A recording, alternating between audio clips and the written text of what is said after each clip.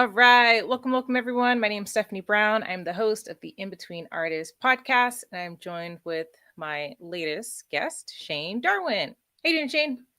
Hey, I'm well. How are you? Great. Well, I guess summer is technically just beginning, but what is the seasons when you're no longer like on a school schedule? So what have your last few months been? Because you have a show. Wait, did it close yet? Or is the No, it's first still week of up. July? It's July 5th is when it's up Okay, till. that's what I thought. All right, sweet. Well, yeah, let's start there. Tell us about the show in New York. Yeah. Yeah, it's in New York. It's my third show at Spencer Brownstone Gallery.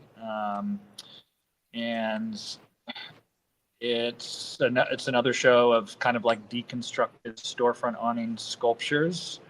Um, my last show with them was a series of like all black storefront awning sculptures. Like using like black vinyl wrapped around sort of awning forms, and they were sort of backlit. So it was this kind of like light play. It was like I was making the work right at the beginning of COVID, and so it was I was thinking about sort of like businesses that sort of like had shuttered, or just sort of like generally this idea of sort of like kind of like um, incubation, and sort of there being this kind of like energy, but then this kind of veil that the black vinyl was sort of representing. Um, and so for this show, and that was like such a super distilled kind of show. Um, it took me sort of a while to figure out sort of what the response to that would be. Um, and I had been interested in sort of bringing some of the history of the awning vinyls sort of back into the conversation. So for this latest show, I decided that I would work primarily with storefront awning vinyls that had some kind of history, that had some sort of legible, sort of graphic remnants of sort of the stores or the spaces that they had sort of been installed over, even if you couldn't sort of make out what they were. So that show started out with like a series of works that were made using like Family Dollar awning vinyl.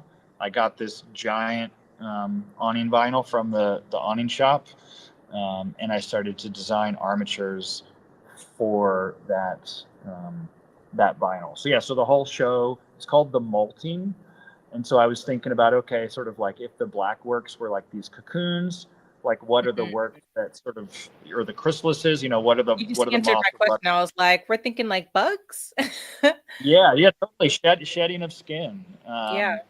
sort of like regeneration.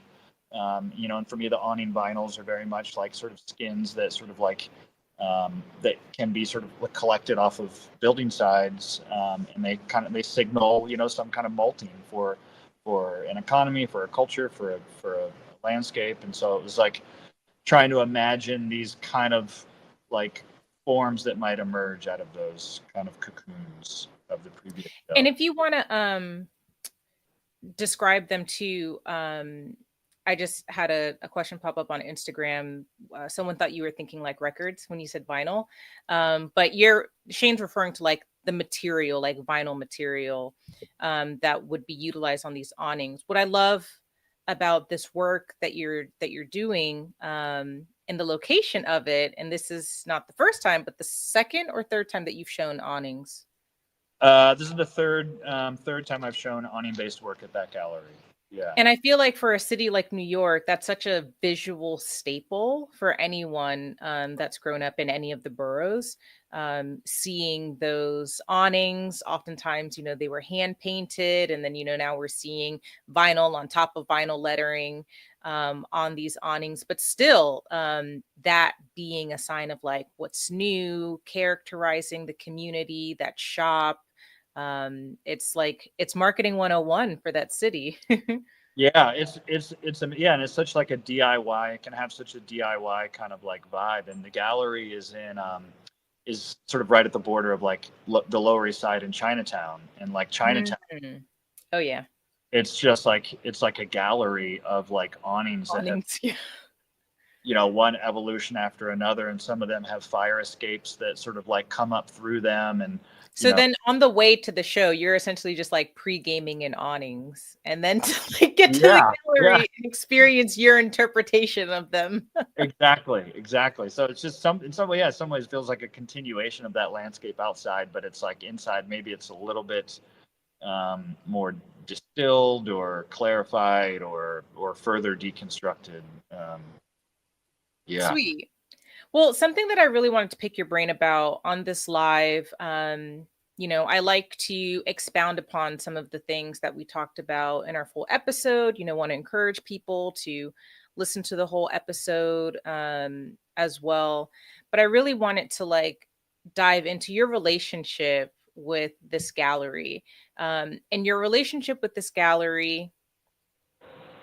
My question around that is also in relationship to the type of work that you do. I love the type of work that you do. I think we have this in common because we both came from the same like graduate school program, but that idea of, it's more than just beautiful, right?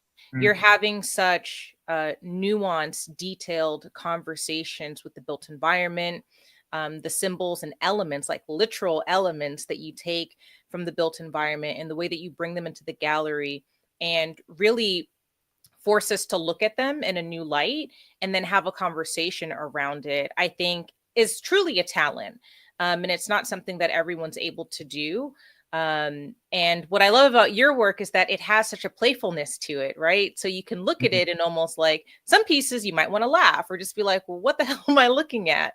And in that same vein, right? Like simultaneously, you want to laugh, you want to smile, you're just like, what the hell is this doing in a gallery? But then you're also just like, wait, what is he trying to say?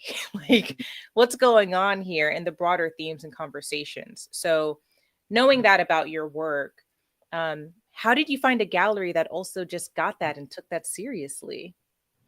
Yeah. It's interesting sort of having this third project with them and thinking about really kind of how experimental each one has been. And, as I've sort of matured as an art, that the relationship is sort of like tracked as I've sort of like been with me as I've sort of matured as an artist and realized sort of like how complicated it can be to sort of like find a gallery period, and B, sort of like what how to find one that's like really aligned with what brings you to the work that you're making.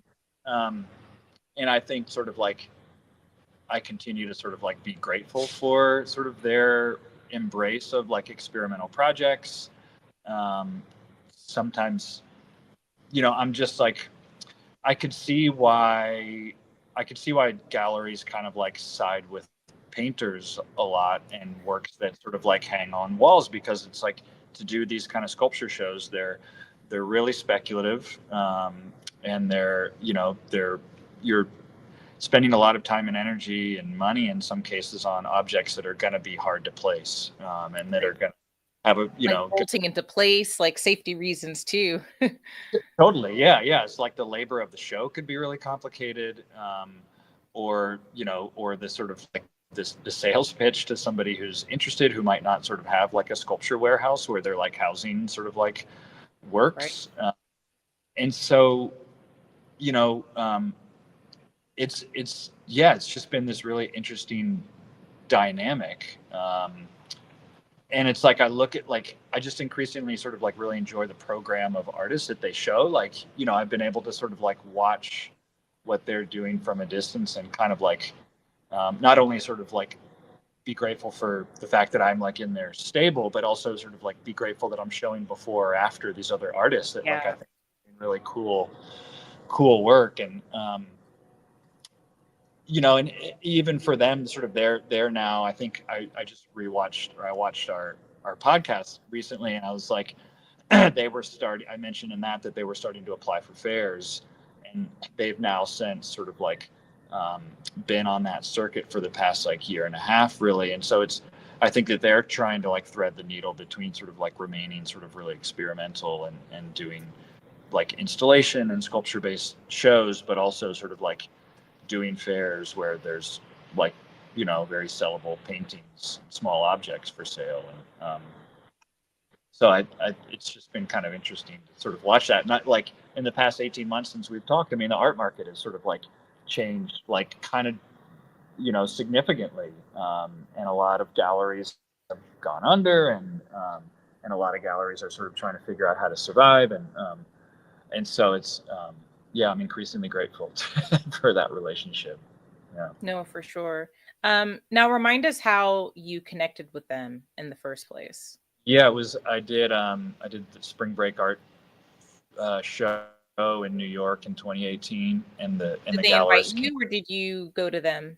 No, I did actually some Trevor and Clara, sort of fellow grad school sort of colleagues, were living in New York and had proposed a show like a solo show of my work for a booth at Spring Break. So they curated a project of mine. Nice. And then the gallerist from Spencer Brownstone. So you mean you leveraged your network? What? I know. They leveraged me, I think. I don't know. Yeah. But like it goes both ways, Oh, the same way you want to have studio visits with like gallery owners, you also want to do that with curators. And I've been jokingly calling it the glow up, but it's really what it is. It's being able to glow up in your own lane, in your own career, alongside your other colleagues that are in the art world, but adjacently different, whether they might be writers or curators, or maybe they aspire to have their own gallery one day. And you all were always cool from the jump. And then when they finally do have the gallery, it's just like, hey, you get that phone call. Or if a friend of theirs, and it's your name being spoken in the rooms that you're not in, that I think is so important. So as much as we can continue to like build our networks, because you can't be everywhere, so that people can continue to recommend you and speak highly of you. Yeah, no, I think that's a really good point for sure. So any commercial things? Any additional commercial things? I know you did something with the airport. Yeah, I finished that project that it's just right at a year ago. Which is on your website, and it looks beautiful. Yeah, that was quite an adventure, but we made it through, and really proud of it. And it kind of opened up a whole different way of thinking, sort of, about sort of suspended works and say more. Well, I mean, like that. There was like this aspect of choreography that was like kind of incredible to that, like working with like all of a sudden sort of like having a sculpture exist in like a time-based way, because there's like this, they're not just fixed sculptural panels, they move in sort of concert. Are they on a timer, or or did you have to anticipate the fact that they could move? There's a code, there's like a code that was written, sort of have them start in sequence in a certain way, to where basically like the first one starts, I knew exactly the degree separation that I wanted them to have. Of course. but the sort of the software, or basically the mechanical, it's like there's electrical, mechanical, and one other kind of engineer. Anyway, one of the engineers that I worked with on the project had basically just devised a solution to sort of like write a program that would sort of like start the first one spinning, and then the next one, and then the next one, and the next one. And so they basically sort of create this helix sort of back and forth across the space. But that just made me, I'm usually working somewhat sort of statically with my sculpture, and that was just a chance to think about, I can really use, all my interest in like form and composition and color and light and architecture, but like those objects, like for future works, could sort of like, I could really nerd out on sort of like how they respond to each other and how they one another. And so that's like, I've since applied for, I think it's like a perfect kind of airport project, because they're sort of just like formally sort of beautiful, but they're spare, and they let light in, and they take advantage of like tall ceilings and natural light. So I'm trying to get that next one, because I got so excited about what that process could do, I've been really eager to like do the next one and sort of build on that. What do you think about something like that outdoors? I mean, I feel like half the Do you think times when that's you see easily like, transferable, or do you think it's just a material conversation? I think it's transferable. It would be different. You know, you'd have wind, you'd have weather. Um, you know, so it's like it's a whole different be a whole different ball game. Am I getting too glitchy, or is No, it you're coming? fine. You're fine. Cool. Um, yeah, I think outdoor like that project wouldn't translate outdoors, but Okay. other like, projects could. You know, so Yes. I just finished up a piece for a group show where I took basically like an aluminum box that I built and then had like a separate rotating aluminum disc sort of set within that box, and was like developing the sort of like working with that same engineer to sort of develop the sort of motor system and sort of track system. And so like pieces like that I think could have sort of like future applications for outdoor projects. Um, but yeah, the airport one specifically, riffing on that, those works would Okay. need indoors. Um, I gotcha. yeah. So, what are you like actively applying to things? What's kind of sustaining you in your practice right now? For those who don't know, Shane's wife, Elsbeth, is also an artist. So yeah, how are you all balancing art things together? And your Yeah. kiddo. Yeah. So currently we're in Omaha at because she's doing a residency at the Miss Center for Contemporary Art, uh, Nice. which is a really amazing residency, and it has like huge sort of like installation and sculpture spaces. Like one of them is behind me. Oh Uh, wow. and it's like this beautiful sort of like fifth floor of this kind of like brick warehouse building in downtown Omaha. And there's a massive sculpture facility across the street that the artists have access to. And it's actually, this is where I made the work for my second Spencer Brownstone show in 2020. I was here as an artist in residence myself. Oh nice. So Spread the love. yeah, totally. And we love Omaha. It's a cool town. So we're kind of doing our summer thing here. We have our son in camp. Since I just finished up that show in New York, I've been sort of like sort of organizing documentation of that, trying to sort of like share that work on social media, um, and sort of share it with specific sort of folks that I, you know, think and hope would be interested in that project or future projects, sort of like in that Great. line. So I've been kind of doing the back ends kind of that kind of stuff. And then before we came here, I just finished up this really exciting collaboration with the Tulsa Glass Blowing School, Ooh. which was really, I'd never worked in glass. I got invited to be like a guinea pig artist in residence with them Okay. this past Like a spring. guinea pig. Yeah, totally.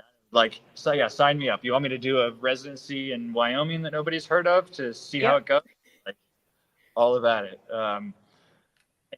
And so that was really, really fun. And that was kind of like rolling out of the airport project where I was thinking about like Mm. transparency and Yeah, that's light. timely.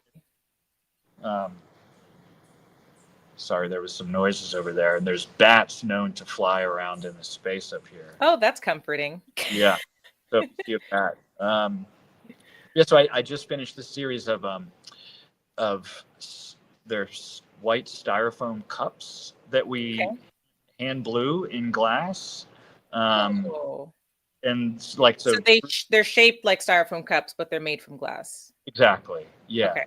We kind of sort of, you know, we're constantly refining the form and figuring out the process, and then we pulled hollow glass straws, and Mm, so I finished this series of like 14 unique sort of like cup and straw sculptures, and the straws don't like fit in the cups, but they like have some kind of sculptural relationship with a cup. okay. Um, and so I've been sort of putting that together into a, you know, a PDF to share with collectors, curators. Um, so I've been sort of kind of balancing some of those things. Also applying for, I've applied for a number of airport commissions. Okay. So like I'm riding this long string of rejections right now, which, you know, everything has a season, Yep. and Yep. right now is my Just clearing the way for the right thing. exactly. You know, it's like I thought the Tulsa project was like such a perfect proof of concept. Um, and so then I applied for a project in San Francisco and Dallas and Phoenix. And then sort of, you know, when I got my first rejection from San Francisco, it was like, you know, thanks so much. We had 750 strong applicants from all around the world for one project, you Wow. know. Um, and so I'm recognizing that, okay, like once you like jump fully into these like very sort of like international cities, and the budgets like triple, Yeah. um, More competitive. like you know, exponentially rises. So I'm trying to, you know, just continuing to try to sort of like share that airport project specifically within the right spaces. Um, so it's one of those sort of like kind of like regrouping periods Yeah. in the studio, kind of at the end of some recent projects and kind of planting seeds for future projects. I love that. And I'd love to actually dive a little deeper into that because I think the administrative side is, of course, the not sexy side of what it is that we do, but it's so necessary. So we see the exhibition opening and we see the new work, and it's like, oh my goodness, this is so exciting. But in reality, it's like, okay, weight off your shoulders. You finish the work, it's alive, it's in the world, and essentially you're counting down to when it's going to need to be deinstalled. So, logistically, I'm sure you're thinking about what deinstall's like. How are you going to go get it? Where is it Mm-hmm. going to go next? Maybe Yeah. even a sense of pressure of like, it'd be nice to, take it from one place to take it to the next. So, what does that look like, after the show is up? Can you talk a little bit more about like the administrative side of the work that you're doing? Yeah. I mean, so It's with also that, not necessarily like you weren't paid to do this show, right? no, Right. no, So they that's another thing, right? So you don't weren't yeah. you just I'm sure you paid money though to make this work Oh, totally. and So to yeah, get I it mean, there and to install it. So yeah, so what is that? How do you recoup? What's the administrative stuff kind of after that? I'm trying to figure that out. I think selling glass cups kind of Selling recoup. glass cups. I mean, hopefully the gallery is able to move something, but like, you know, like I said, it's a weird time, and I'm not putting pressure, or I'm certainly not counting on that. Yeah, Um, the shows with them have always led to something, but it's never been sort of like directly one to one. You know, it's sure.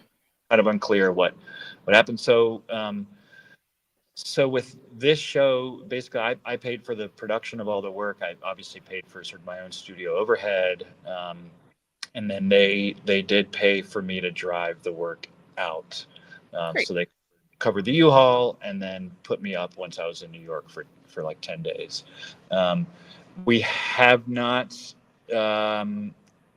figured out what's going to happen at the end of this show. I think that there's probably such a mad scramble on their end to identify potential sales and collectors for work that it's like that's the focus sort of like in the moment. And they have a storage warehouse sort of facility, I think in New Jersey. Nice. So I think if nothing else, temporarily the work will go there, and then it'll be a conversation of figuring out what happens. Yeah, I think I mentioned in our podcast that the last time I had a show with them, I wasn't able to go back out and get it. Elspeth and I were doing something out in LA, and I couldn't go, and so about half the work in that show just it went away, and we couldn't keep it. And I sort of regretfully sympathize sort of with the fact that, like, especially in a city like New York, you can't hold on to everything no matter Yeah. what space is. So with this, I think I'm determined to make sure that doesn't happen. I'm not sure what that means. I'm like, it's interesting. Like at a certain point, I was like, all right, well, once this work is shown once or twice, it's had its moment in the sun, and I don't care whatever happens. Yeah, I don't care what happens to it anymore. But through the encouragement of my wife, she's always sort of been like, no, it's like got long-term value. Let's try to figure out how to hold on to this stuff. And so we've now got a situation in Tulsa with a really good friend of ours who has a number of buildings, and I'm like taking some of my old awning sculptures and sort of working them into like a marquee installation for one of these buildings in exchange for like a storage building that they have. Nice. So that sort of freed me up to hold on to some of these works. And then in the past like 6 months, you know, there've been sort of like, I'm like, oh, people like, just because they don't reach out when the show is up doesn't mean that sort of like in 6 months from now, I'm not going to get that they email. Might want it. What are your available works? Like, so I'm finding that that's happening more, and that it's like really important that I like hold on to that inventory, you know? Yeah. And so I think that the next step will be sort of like seeing what interest the gallery has had, how long they want to store it for, and how do we arrange to get it back to like my own storage facility, basically. And then it's on me to sort of try to sort of let folks that I know in the region, yeah, the works are back and they're available, you know. So yeah. Thinking about your storage space, I'm imagining, I know that they're not neon, but I'm imagining like that neon graveyard in Vegas that like people take pictures at and things like that. And I don't know the size of the storage space or like how full it is right now. But it could be an experience on its own. So you might want to think about like like, you know, dusting off your camera skills and like photographing just kind of what your awnings as a collection like look like in this space. And then I know that different cities have lists with film, like in the film industry, like you can list your property or your space interesting. to be selected for filming. I know here in, I mean, I live in Atlanta, so you know, like lots of filming happens here. It's through the county for me. And it's as simple as just like taking photos of your space and listing it. And I remember I met the guy who like runs this list, and he was saying that like a shop owner might list their property to do that because one film and that covers their rent for like an entire year. Like it's very lucrative if a film like wants your space or something like that. Yeah. So, you know, everybody wants an artist. Yeah, that's really interesting. And there's, you know, like Oklahoma's been trying to ramp up its film industry. Res Dogs, sort of, you know, film right in town. But yeah, I think that like even just like, you know, I'm like obsessed with like images of like Brancusi's studio and sort of some of these like studios that just have like all of the work from say like a decade or two is it's your own personal retrospective. You don't have to wait for the retrospective. It's like, no, just come to my storage facility. Yeah, I like that. That's interesting to think about curating that as an experience unto itself. Yeah, because I mean, I always like so we moved, since we moved out of our studio at the Tulsa Artist Fellowship to a new building. And there was a moment where we were like getting things staged. And so like, you know, I had work from grad school leaning up against the wall with like work that I had just finished. And it was like so cool to see the relationship, you know, that was just totally my favorite thing. Yeah, you're like, oh, okay. I intentionally have things in my studio that just are not for sale. It's just like, yeah, we can get another one printed, but but this like needs to stay there for that visual relationship. And yeah, it shows you where you were and where you're going. And yeah, I love Totally. that. And that it's not all like, sometimes it can feel, I don't know how you feel, but sometimes it can feel like, oh, like I'm just working on one project to the next and they're each so different. And yeah. Like, how did I get here? The common threads start screaming at you when they're all in the same room, which feels really good because, you know, we're rooted in our why. You know, we've done the work. We know like what it is that we're trying to say as artists and like through our art. So being able to see it in the same space is definitely motivating. I never even had a studio until grad school. Really? yeah, but then after having a studio at University of Michigan, I was just like, I can't not have a Yeah. studio. So you Like, have one. hmm? You have a space now that's like. Yeah. When I moved to, the only time I didn't have a studio was the very short period of time for me, like leaving Michigan until we figured out where we were going to live. So Yeah. when we moved to Atlanta, I was on a wait list for a place for a year, because there wasn't a lot of options on the east side of town where I was living. Um, but yeah, a year later, a space opened up and I took it. And since then, That's I've moved into a bigger space in the same building. But since there's not a lot of competition, people don't leave. So once they have a space, they hold on to it. yeah. Yeah. But yeah, I love it. She's Um, expensive to maintain, but I love it. yeah. Yeah. What's studio rent in Atlanta? You don't have to tell me specifically, but is it? Yeah. I How will tell you specifically, because I know that my rent is on the lower side because I'm on the east side of town, but I pay 1,800. I don't even know how much square feet it is, but I have two garage door bays, so that gives an Oh wow. idea of like Yeah. the size, like a traditional garage door style. But I have two of those, and it's almost like double the depth, so it's quite large. Yeah. How When tall I are the had a ceilings? smaller space about the same size of what we had at University of Michigan, I paid maybe 400 something dollars for it a month, and that included utilities. Yeah. Um, I know rent's a lot higher on the west side of town, Okay. but there's also a lot more competition. That's essentially like all of Atlanta's art studios are on the west side, or in Midtown. So it's very concentrated in that area. There's a lot of new buildings that have, art studios are now getting trendy. So Yeah. new buildings and warehouse type of structures, having studios, which is great, but it's always uncomfortable when like you want artists to be here and around, but then also like you make these things so expensive. Yeah. Yeah. Well, it's. I mean, it's like I think for it's like a it's like a vibe for some and a life for others maybe, and it's No, interesting. exactly that. Because as a developer, and I think I've been in enough like tables of developers now where like I get it. There is a vibe, like a trendiness to Hmm. an art and cultural community. Hmm. Um, and no developer is going to make a mixed use space today, like in Hmm. 2025, without some type of art and cultural element. Hmm. My problem with it is that oftentimes it's shallow, right? Hmm. So, like their angle and their desire is shallow because they are just going for vibe, poppy colors, mural, artists live here and can be here, but like, is it Yeah. accessible for artists? Like, is an artist like, how far are they traveling just to even have their studio here? Because they could never even afford to like live upstairs or down Yeah. the street, Yeah. So it does feel a little exploitative, which is not Yeah. cool. I, But there's a disconnect. We've always, I mean, I don't think that's anything new in this society, though. It's like art programs being the first thing to get their fundings cut.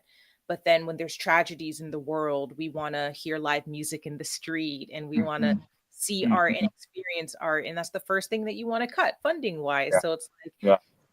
it's a necessity, right? But it's not a necessity that everybody wants to invest in and put their Right. dollars in. Because honestly, to have an artist in your community or in your development, like you should be honored and that should be subsidized, if not free, because of Hmm. what they're attracting and like bringing to that neighborhood and community. Hmm. It's way more valuable that like they're making money off of just the artist being there and the vibe that they're contributing to, Yeah. and that artist is struggling to sling paintings Yeah. or sculptures. Yeah. Totally. There, I did a project in at a gallery in Nashville summer, 2 summers ago, and there happened to be sort of the city was trying to start like their own kind of like low key art fair thing, Mm, mainly for the city itself, not like bringing in like outside folks, but just kind of sure. their. Like a local thing. Yeah, and there was some connection to the Nashville Soho House, um, Oh. and so we were like a couple of occasions that weekend, sort of like hanging out at the Soho House, which was like felt good about itself because it was buying paintings from local artists, sort of, and giving them like a membership in exchange for the work. And it just felt like really, I don't know, tacky to me. And it was like a beautiful space, and the people seemed Yeah. cool and hip, and like you wanted to be like adjacent to it. You wanted to Yeah. sort of be with that sexy crowd at the Soho House, but it just felt like kind of shitty to like that's not what so and so needs. Like he needs $10,000 to pay Yeah. for the studio, Yeah. and not to pretend like they're like a whatever, like a bougie like urban country club kind of member, and you can meet people in that space, and that can lead to sales and whatever. But it Yeah. just kind of it was one of those scenarios where it's like, okay, we're like, yeah, we're really sort of bringing the vibe here with the local creative community. But I just felt like it was in a way that was kind of exploitive. Now, while you all are in Omaha, do you still have like, I don't remember if you purchased or not in Tulsa, but like, do you still have expenses that you need to cover like back in Tulsa? Yeah, yeah, it's kind of, so this is the second summer in Don't a look row. so stressed, Shane. Oh, well, it's like, yeah, I mean, I'm like taking like a live whatever meeting like from the fifth floor of like of a warehouse that's like got Yeah.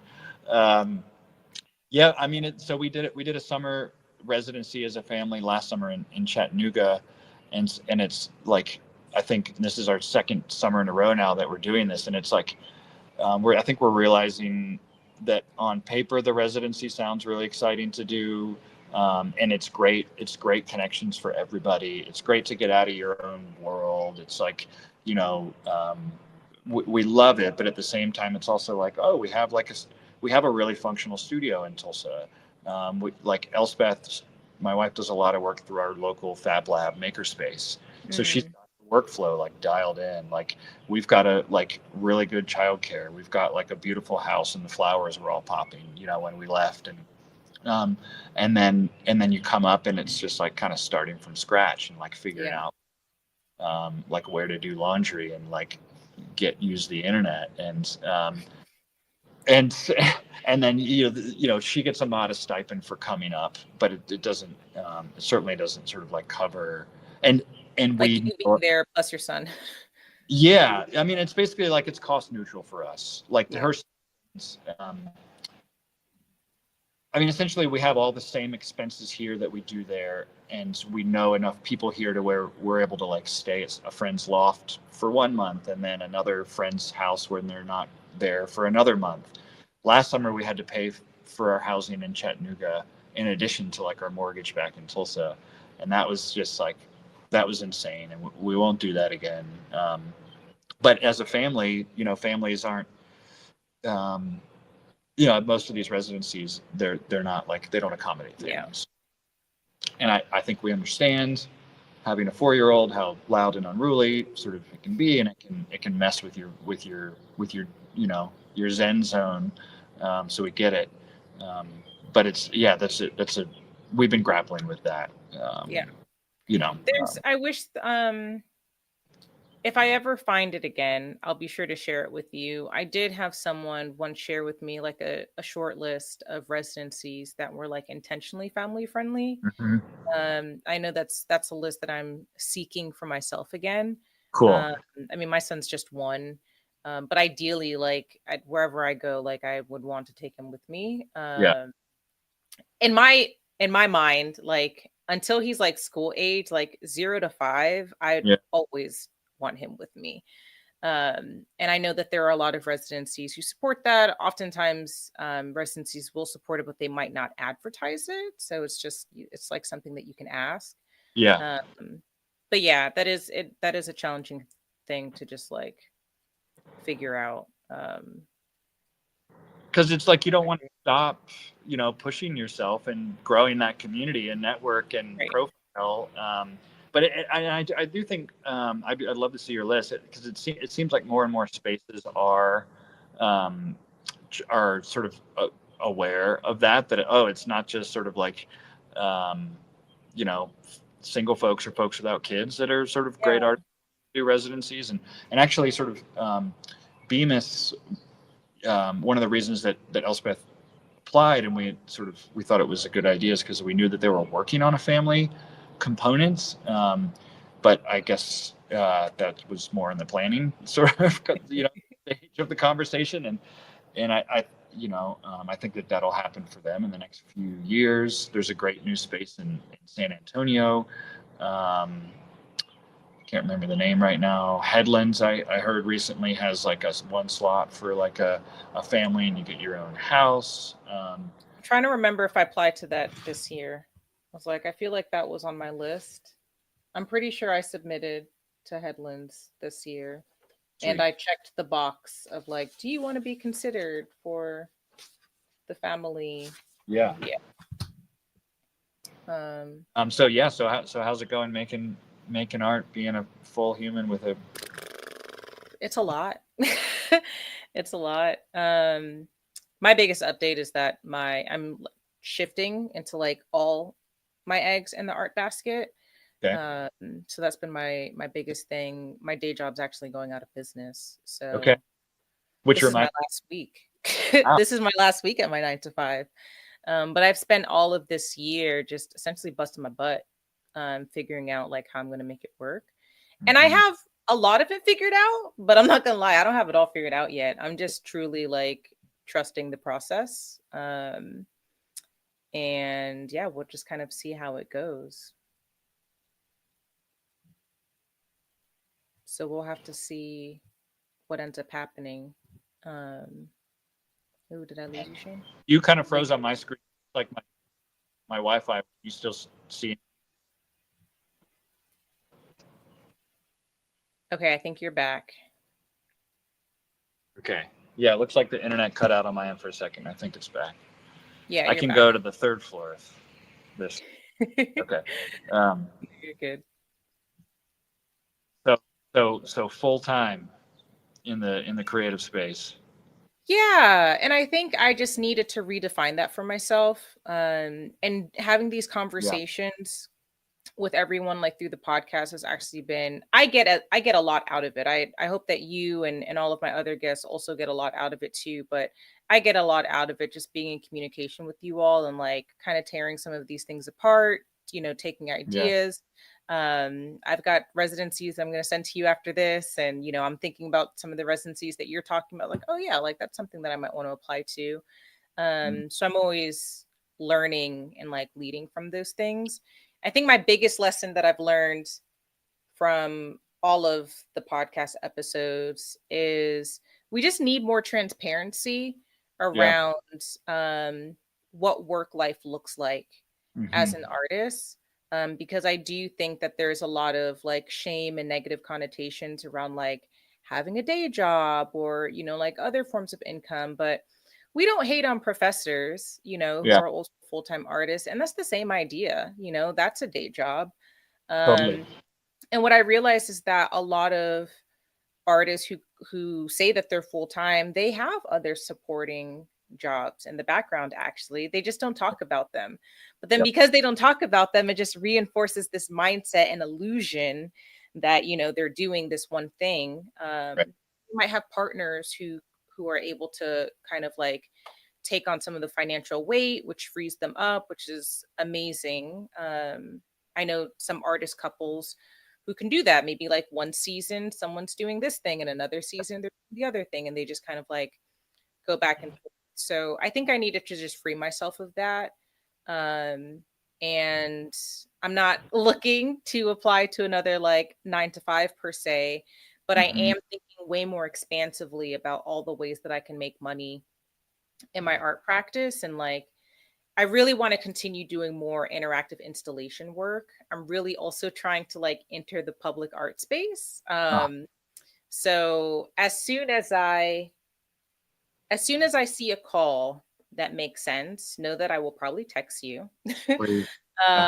Because I know that it takes partnering with someone who's already done the thing to like help get it across the line. But yeah, I've kind of like identified there's public art. There's a world in which like the art that I do actually falls underneath creative placemaking in the world of like economic development. So I've learned quite a lot about that space where my work's applicable in that sense. I'm now understanding that what I do in the advertising world is called experiential producing.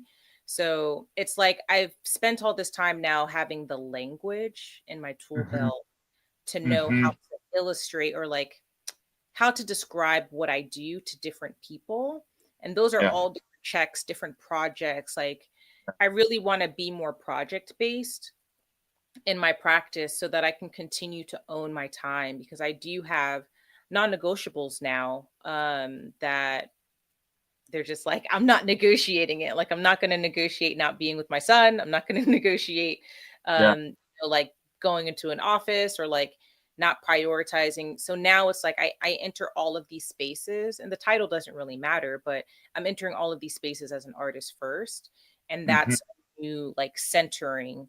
Mm-hmm. So whether it's W-2 or W-9, first of all, no one knows and it doesn't really matter. But at the end Right. of the day, I'm making sure that whatever work it is that I'm doing, it is an extension and a continuation of like who I am as an artist and my creative Yeah. practice. Yeah. I like that. I think it's so easy for for people to want to sort of like, yeah, put a label on sort of like how they know somebody. And then oftentimes like in the art world, if you like like if say you're working for a frame shop and then you meet the sort of like whatever a curator from this gallery, it's going to be really hard to get it under the, out from under that sort of like label of like, oh, that's that, That's the cool. framer. Yes, who's a framer. So and I've also sort of been sort of like interested in some of these sort of like creative placemaking sort of like um, sort of ways of survival in Tulsa. And I think it's interesting. And one of my fears has been sort of like that's how certain institutions that I might ultimately want to show my work with sort of like would um, like then sort of like peg you. And so I think that's great to hear you say that like I enter those spaces as this person, and it's Yeah. like it could be just as simple as like, yeah, how you introduce yourself to the contact, even if you're, yeah, it's like you may be interested in that contact for all of these different reasons, but you need for right now to make money from them wearing this hat. Right. Right. um Right. yeah, I Right. think Yeah. And I center the artist part and all of it. Like it's artist led, fill in the blank, you yeah, know? yeah, So, and that's honestly, it's what sets you apart because you're strategic, you know how to manage a project, you know how to do all of these other things, and right, you're an artist. So, what does it look like to have an artist lead this thing opposed to someone who knows nothing about that? Like, that actually yeah, makes you a more attractive candidate. yeah. Because you can relate, you understand at a different level.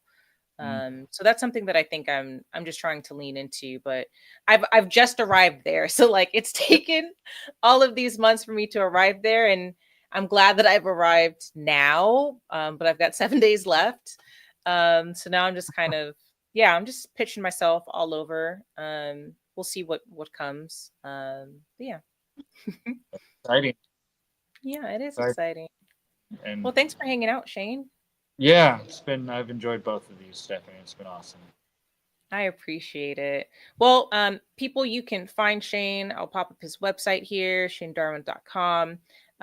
His handle, he's tagged on all the things on social. So be sure to follow Shane and his work. And if you see an in between artist in Shane, be sure to reach out to him and pick his brain. Awesome. Have a Definitely, great night. see ya.